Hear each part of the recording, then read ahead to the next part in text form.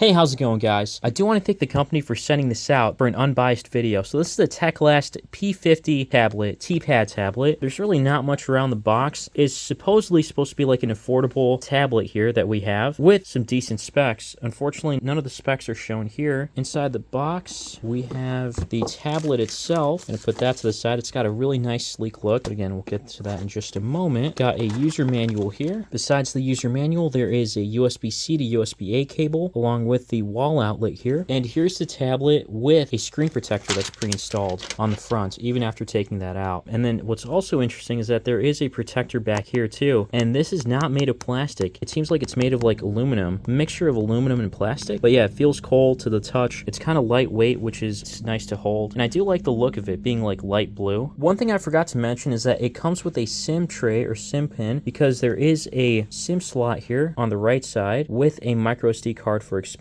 here, and this does support LTE, so that's kind of nice. Besides the micro SD card slash SIM tray, on the right we also have the USB-C port and a speaker. I think there's another speaker located on the other side, nothing underneath. And then yep, on the other side there's another speaker grill, so this might emit from both sides. If it does, that's really nice. And then here's one thing I do like is that the power button is located in a different area from the volume keys. I wish this was a norm because it's kind of annoying to get it mixed up between the two sometimes when they're both on the same side here. Nothing really else here except for this one's probably a microphone here on the side. And then on the back is the dual camera. It says AI camera along with the flash. And then on the front is the front facing camera notch right here. So the camera is all right. It's just mediocre at best. Nothing to be too impressed by or excited about. Enough for a Skype call, video call, etc. But the shutter speed is pretty fast on here. Faster than the other ones that I've seen at least. Out of the box, it's running Android 14. There's about 118 gigabytes free out of 128. So that's pretty decent. And then this is the amount of bloatware it comes with. It's just the very standard Google stuff for the most part. The screen itself is kind of a mixed bag. So it's decent in brightness. It doesn't get too bright. It seems like it's laminated to me, but that's not my problem whether or not it's laminated. It's just that it has a 1280 by 800 screen or resolution. It's like 11 or 10 inch screen, and that's noticeable. So the other part is that it has DRM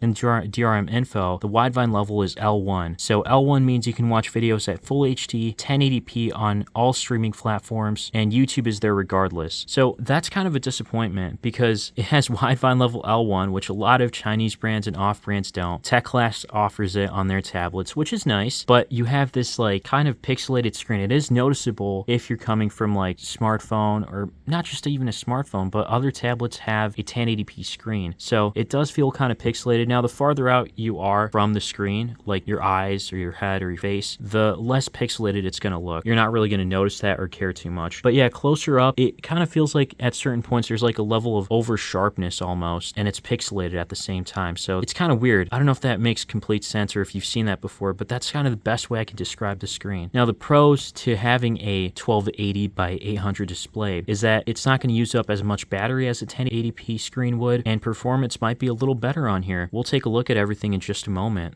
Here's the single core and multi-core score. It's all right.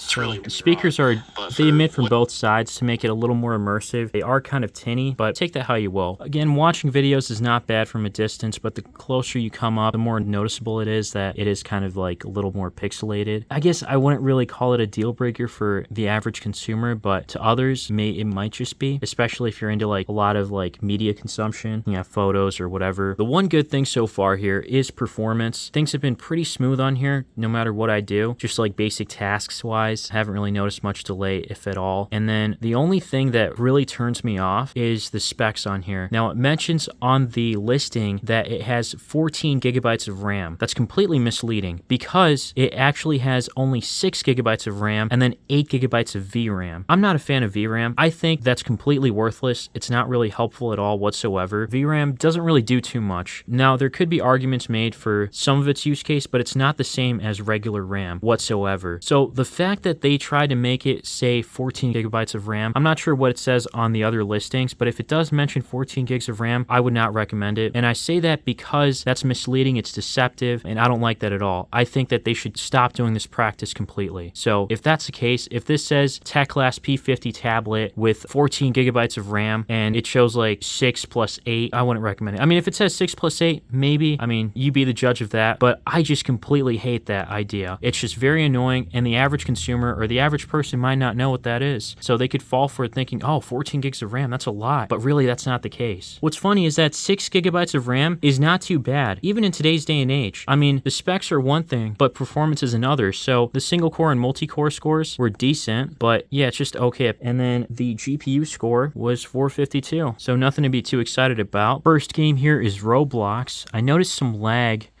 here and there where it kind of like, or stutters more than lag. It seems pretty smooth and playable overall, so that's nice. Next game is RuneScape, and here are what the settings are set to. It's pretty much at the lowest settings, with the exception of the FPS. And I know it says 59 or 60 here, but that's just because we're in the menu. Once we get into the game, it drops quite a bit. I just turned off terrain, so we're getting around 20 to 30, so I'd say that's just barely playable.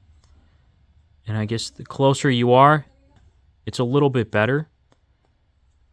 And then the farther out you go, it's going to lag a little more. Yeah, we're seeing 40s now, but it depends on where you're looking. If you're normally looking down on the ground, it's going to be a bit smoother.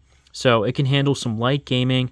It seems like a decent tablet, and plus it doesn't really get warm to the touch on the back, so that's also a nice thing. It seems relatively lightweight. And then finally, battery life. I haven't used it for the whole day, of course, but just from like 2 hours of on-screen time or so that I've had, it's at 80%, so that's a really good sign. Yep, 2 hours and 12 minutes of on-screen time, and there's 81% left. So 2 times 5, you're going to get about 10 hours of on-screen time, give or take. And this is what I had the brightness set to, like a little bit above 50%, which is fine indoors. Outdoors, it's not going to be, you're going to have to use it at 100%, and you'll probably barely see anything unless if it's in complete daylight. Then you're probably not going to be able to see much. But nonetheless, it's not a bad tablet. The only downside is that freaking misleading title, if they have it, which is 14 gigs of RAM. It's really 6 gigs of RAM. So if they leave it at 6 gigs, I'd say it's not a bad choice to pick up. But there might be other options out there too. If you don't really care about screen size, then I'd suggest checking out some prepaid smartphones. They're locked with a carrier, but if you're not going to use it as a phone, you can still use it as a kind of like a tablet or a device without the phone. It's basically like a little tablet,